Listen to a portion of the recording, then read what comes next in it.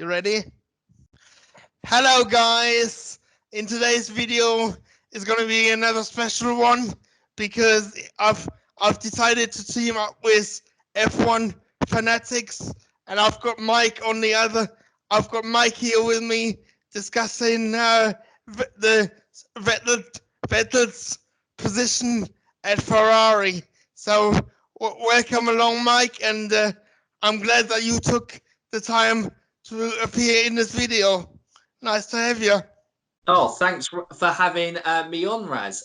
Yeah, love what you do on your channel. You're just so passionate about F1, and I think we both discussed, especially when you see part one to our video as well. We just love talking about F1, don't we, Raz? So any excuse for it, really. Yeah, I mean, I think we're gonna have a lot more coming. I think we're gonna have a lot more discussions going. So if you haven't already, go and check out Mike's F1 Fanatics channel and subscribe to them.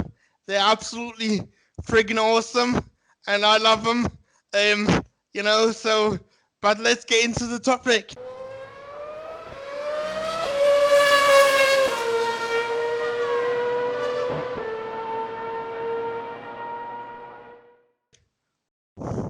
So, Mike, what do you think? How secure is Vettel at Ferrari? And what do you think his overall status at Ferrari is? So I think this is going to be an interesting video because I think we have slightly differing views on this point. So Sebastian Vettel, of course, he is a four-time world champion, but it has been a long time since he has won that fourth world championship. And at Ferrari, it felt like a romantic decision because he wanted to emulate his hero, Michael Schumacher.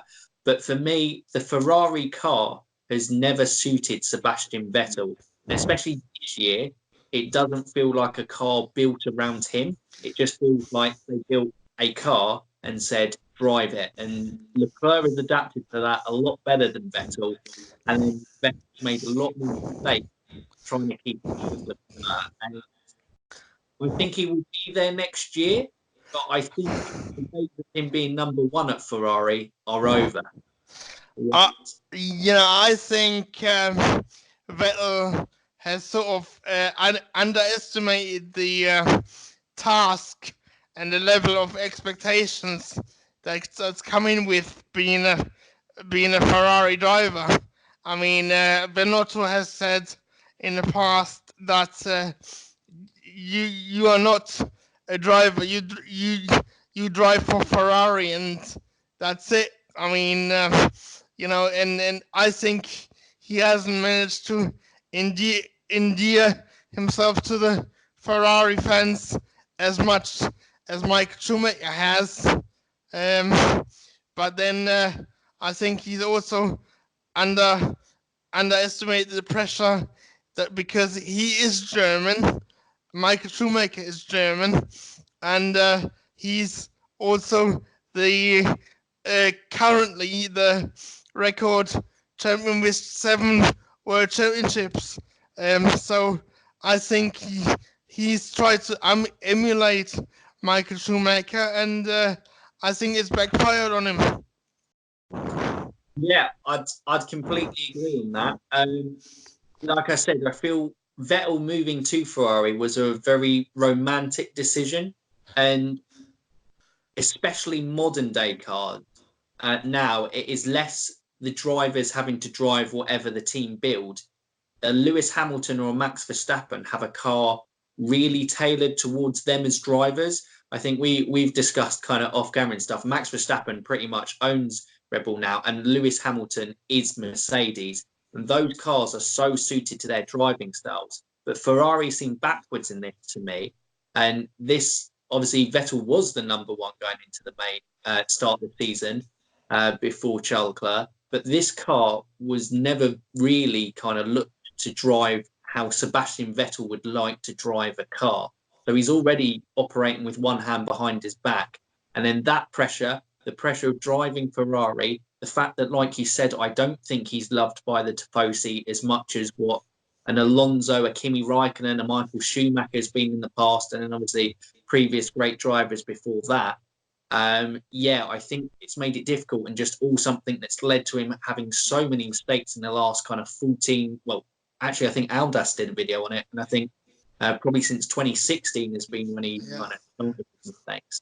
Yeah, I mean, I think, as I said, I think he tried to emulate Michael Schumacher, but when you think about it, Michael Schumacher knew every single mechanic's birthday, every single mechanic's wife's birthday, their children's birthday, and I think, although Sebastian does try and sort of get warmed by the team, I think he doesn't put as much effort in to it as much as Michael Schumacher did. Having said that, I think Michael Schumacher was special when he drove at Ferrari, and I think nobody can sort of emulate his sort of mindset and the way he operated, because he got the team really behind him. Yeah, it's like a bit like Lewis Hamilton has done with Mercedes. Everybody is behind him. Whatever Michael needs, Michael gets. Whatever, and I think Vettel's never got that sort of level of support. So I did. Well, we all know that he did get that support at Red Bull. I mean, when he was at Red Bull, I think he got that support exactly, which I don't know whether you remember back when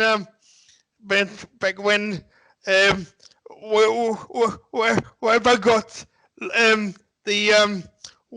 the front wing, had his front wing changed because Vettel wanted it, and I think Vettel misses. Yeah. He misses that sort of support. So I think with Leclerc coming in, I think he could drive Vettel into retirement at the end of the season, because I don't think Vettel is going to play water boy to Leclerc. But what is your take on that? Do you think he's gonna retire? I don't think he's going to retire. So for me, Seb is still young. He's still 32. And you look at otherwise, he does love F1. I think out of the drivers on the grid, he's a genuine F1 fan, and I think he loves the sport. And I think even as recently as a recent clip on the Sky F1, I think him and Martin Brundle went and drove out. I think it was Kimi Raikkonen's 2007 championship winning Ferrari. Yes. And Vettel was like a little kid there, and he was like looking at Martin Brundle and was like, I wish I'm driving F1 cars when I'm 60. So I think he genuinely would love to stay in the sport as much as possible. But do I think he will stay at Ferrari? I think with Charles Leclerc, if he does become the number one driver, and they start tailoring things more towards him, because remember, Ferrari have always invested in either championship contenders or previous world championships. Charles Leclerc has been like the only real young driver that they've invested in. So they've got a lot in this guy, a bit like McLaren had when they bought Lewis Hamilton and had Fernando Alonso in the same side. It's in a similar situation to this Charles Leclerc Vettel to what Hamilton and Alonso had back in 2007. But yeah, I think Vettel, as soon as he's lost that number one status, I think now he will look somewhere else. And I think ideally he would look to Red Bull with the 2021 rules coming in, which may level up the playing field. he may take a riskier move, a bit like a Hamilton did around about 30, 29 years old, see if he could get a dominance in the next section of rules. I agree with you. I think Vettel is going to go back to Red Bull. I think he's openly stated that he would be interested in it, and I think what's more telling is, I don't know whether you've heard about this, but again, I made a video about it on my channel, where I've heard it from another YouTuber, a German YouTuber that came out with the news that apparently Ferrari have decided are thinking about offering Leclerc a contract extension to 2024, and I think if that happens, I think it's game over for Sebastian Vettel. Do you think that could happen? I definitely see it could. Obviously, Leclerc's hit the ground running. Me and Ash spoke about it when we did a driver rivalry Vettel versus Leclerc video out that came out last Thursday. And we spoke within that the way that Charles Leclerc has adapted to Ferrari, the huge team, in only his second season in Formula One, with all the pressure that he's had, with all the tragic losses that he's applied, he just seems destined for the top. And I think Ferrari are around that project, so I can see the contract extension. And I can see Vettel. I think Vettel would be happy to be a team man at Red Bull under Verstappen. We're still competing, but I don't think he would be happy to do it at Ferrari for those previous discussions we discussed. In terms of, I don't think he fits in as Ferrari as well as what he did in his Red Bull. But yeah, the team certainly around Leclerc now. I've got another idea for you. Do you think he could end up at Renault? Because the reason why I say that is because now looking back on it, I think, remember when Michael Schumacher signed with Mercedes in 2010? Mm-hmm. I think he did it more. The reason why he did it, I think he did it more like because they wanted him as a development driver sort of thing to give his feedback rather than actually fighting for the championships. And I mean, when you look at it now, I mean, Mercedes is dominant, and so I can see him going back to. I can see him even going to Renault if Daniel Ricciardo has had enough and doesn't improve. The car doesn't improve in the 2 years that he's there.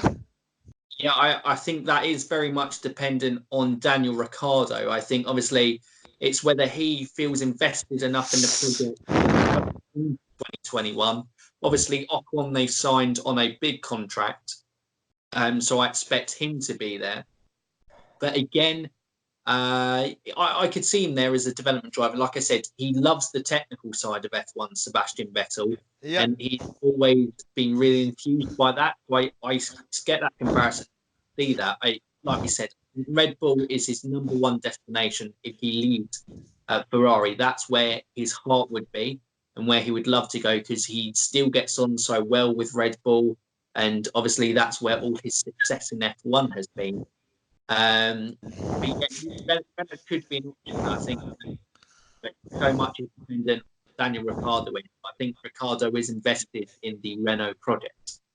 Yeah, I mean, what do you think has caused Vettel's so-called decline in the last few years? Do you think it's just the pressure, or do you think he's fallen out of love with Formula One, or because he stated the Formula One that he began with isn't the Formula One it is now? So do you think he's sort of considering You know, do you really think he's really loving the sport still, or do you think it's time for him?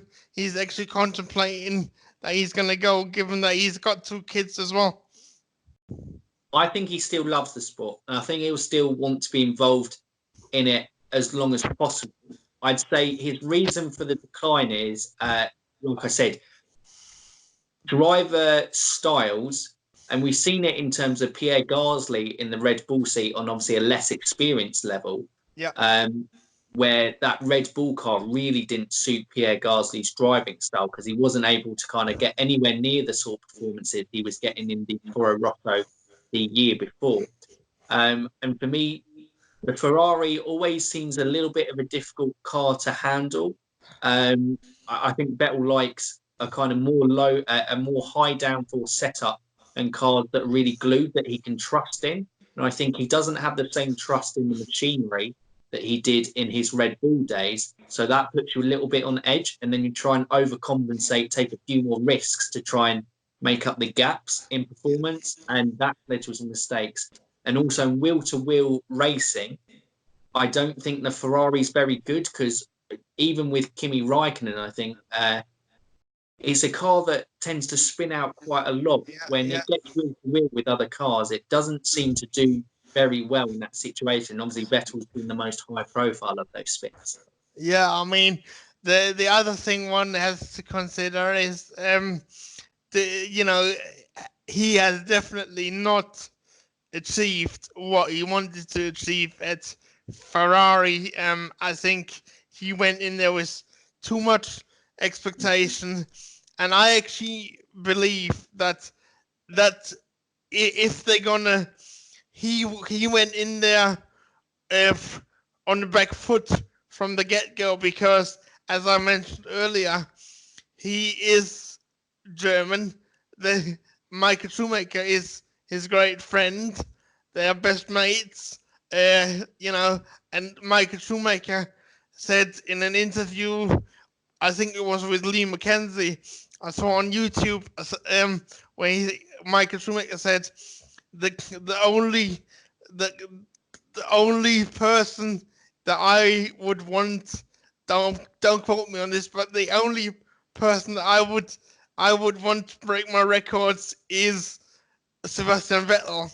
So from the get go, I think he was under massive pressure from the get go. So I think it didn't help him. And in a way, it didn't help him. That it didn't help the fact that he won four world championships back to back at Red Bull.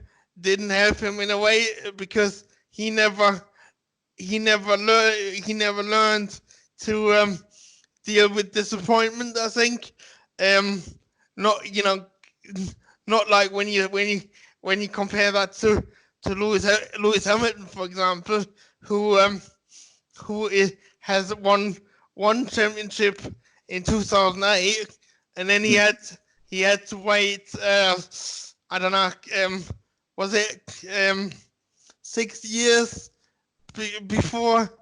Yeah, Yeah, he won one in 2014, didn't he? So yeah, that's the do the maths. 6 years. Yeah. Yeah, I mean, he Lewis Hamilton had to fight and wait 6 years for his second one, and now he's dominating. And I think he Lewis Hamilton is dealing with it better now that he's older and more mature than what Vettel did when he got the 4 world championships back to back. But Mm. what is your opinion on it? Do you think it's better for racing drivers to win the championships early in their career, or do you reckon it's more important that they spread it out? Oh well, I think any time if you ask a racing driver, they will just be happy to claim a world championship, whether that came in their last season in F1 or whether that came in their first season in F1. I think you're right. Obviously, Sebastian Vettel was very young, and then the level of expectation and obviously those natural comparisons that came with Schumacher, having been so successful and getting those 4 out kind of pretty much straight off the bat when he was at Red Bull. Lewis Hamilton has had that time of being the young protege, having to fight his way at McLaren in those tough years on the start of McLaren's decline. And only obviously they are only just start getting back up into competing and looking like they might progress forward as a team again. But yeah, I think probably later in their career, you know more. You can handle the PR. You know everything that comes with it. You can do everything more. So I think Lewis certainly is in a better situation winning. And I think obviously Schumacher won the majority of his careers at the tail end of his first stint in F1. Yeah. I mean, when you compare also the fact, people say that Lewis and Vettel don't get on. I mean, that's absolutely nonsense. I think there's a lot of respect between the two of them, and they can always have banter, and I think that they genuinely respect each other, and I think Lewis actually jumped to his defense a few times on social media, because there was just, especially like the fans in Germany, there was just really laying into Vettel. It's like they used to really lay into him, but I think there's a genuine respect between both of them. But do you think who do you think is the better driver, Lewis Hamilton or Vettel? I think Lewis is the better driver, just on the pure fact of, I think in wheel-to-wheel driving, and when he needs to put in the performance, even if he's chasing through a field, he's a lot better, and he's better at overtaking than Sebastian Vettel. I think Sebastian Vettel, in terms of ruthless consistency when he's out at front and managing a race, is absolutely fantastic. But he isn't quite as good as Lewis, as when he's a little bit deeper in the pack and trying to fight his way through. And obviously we've seen in wheel-to-wheel racing, he isn't as confident. But like I said, that might also be due to the fact that Vettel's not comfortable in his car, and Lewis is so in tune and so in such a good place with his car, especially over these last 6 years, that it just gives him so much confidence to race how he does. Well, yeah, I agree with you. What do you think about the Vettel's unnecessary outbursts?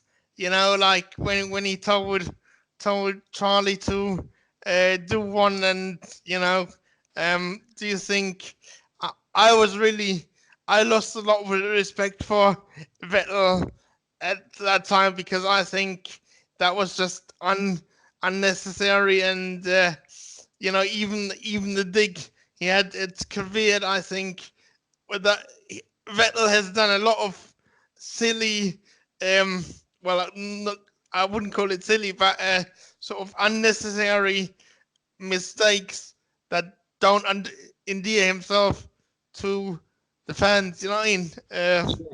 I'd completely agree with that. I think Sebastian Vettel, everyone has a breaking point, and you're in the public eye, you're constantly questioned, along with that pressure that he puts on himself to become a champion.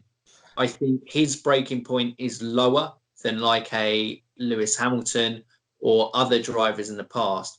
So when he breaks, he goes completely off the rails. And a lot of the time, I think generally as a person, Sebastian Vettel comes across as a really nice guy, and I think he really adds to F1 and is really positive. But when he goes, it's like a switch, and nobody likes to see that. And like you said, that Charlie Whiting incident was completely out of order. how he goes on Kvyat's situation. But obviously, we've seen Max Verstappen kind of lose his rag a bit as well. Those sort of situations. I think it's just sometimes it comes across a bit childish with Vettel. Like when the penalty comes in, the champion would obviously be frustrated, but the moving the first in front of his car and really kicking up about things. And at the end of the day, those things are out of your control. You can't do anything about it. He needs to be the full-time champion that he is and just be like, it is really frustrating.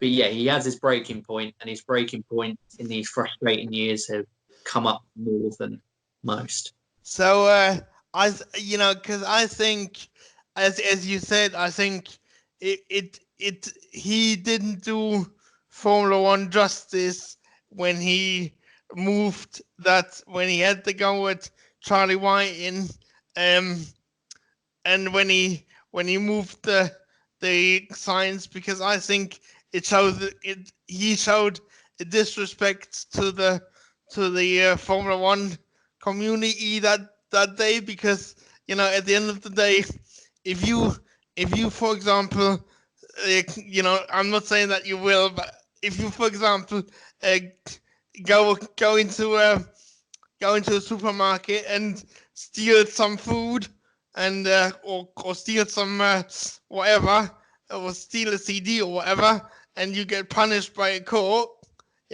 you can't say to the judge, oh, screw you, sort of thing.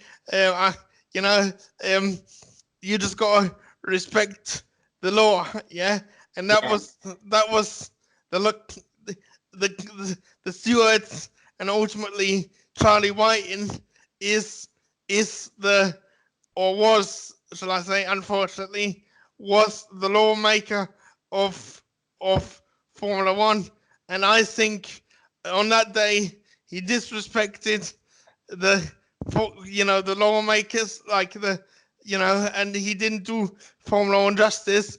On the other hand, one has to consider that I found his tribute to Charlie White, and when he sadly passed away, I found absolutely amazing, and it brought a tear to my eye. And I the other thing I can vividly remember is the fact that, did you see the appearance he did on Top Gear with Jeremy Clarkson? I think those are the sort of things that endear him to us Formula One fans. So I'm a bit disappointed that he hasn't managed to get a title, but I think he was under pressure from the start. But I think he's gonna retire at the end of the season, but because he's a family man, and he loves his family, but he might go full circle and go back to Red Bull. But I think the next world champion is gonna be Charles Leclerc, because I think he's shown class. I mean, he lost his dad. He lost his dad. He lost his godfather, and he lost Anton Hubert. And I think what do you think? Do you think he's gonna be the next Ferrari world champion?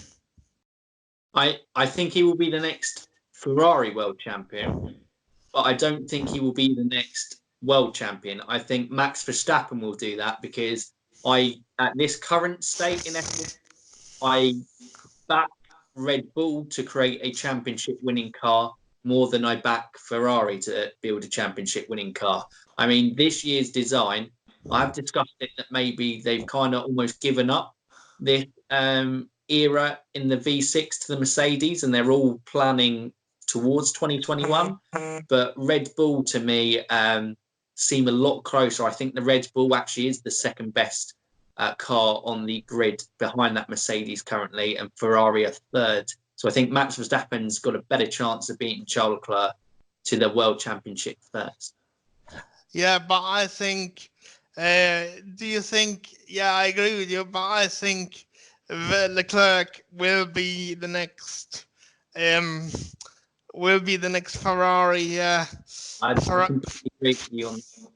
Ferrari world champion, and I think when that day comes, I think I'm going to cheer for him because of what he had to endure, and I would like to take this opportunity to thank to remember Anton Hubert and every Formula One driver we've lost, because I think certainly George Bianchi would have been in a Ferrari had he not had this tragic accident, and but that just shows that Ferrari, Formula One is dangerous, and we all got to appreciate it. And at the end of the day, it doesn't matter who wins, as long as they all finish the race safely, and we must do everything in our power to as spectators as well,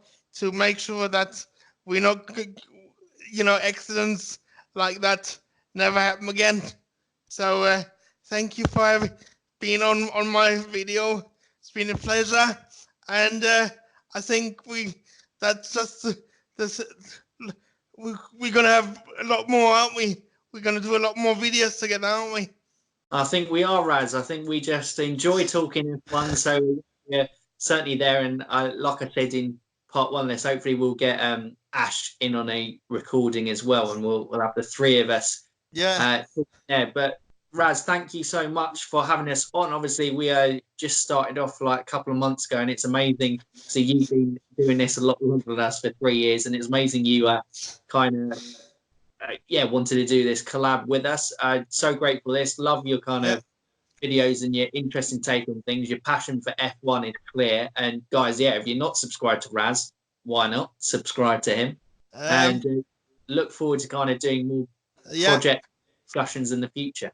And one last thing before we go, what made you do a YouTube channel? Oh, well, basically, Ash is my girlfriend's brother, and we were just spending loads of time talking about F1. And we're like, we should probably just put this out there and go from there. And we've just loved making videos and just keep throwing content at you left, right, and center. So that's how it is. So just a love for F1, Raz. Yeah, and how did you come across my channel? I think it came up in like a suggested videos as I was watching F1, and then just kind of watch your content since. I mean, I first came across you when I think you did a collaboration with the F1 debate show with Lyle and Jordan. Yeah, no, they're a great couple of guys, actually. I think, love doing a video with them as well. I think they're a great couple of Geordie lads who love F1 as well. Maybe we can do a foursome together, eh? Look at that. That would be a busy Skype call, Raz. Certainly would do. But it's they love F1 as much as we do, so it might be possible in the future. Okay. Cheers for coming on, and hopefully we can have more collabs in the future, brother. So nice to talk to you. And thank you, Raz, and thanks for having us on. Thank you, mate. See you later. Bye.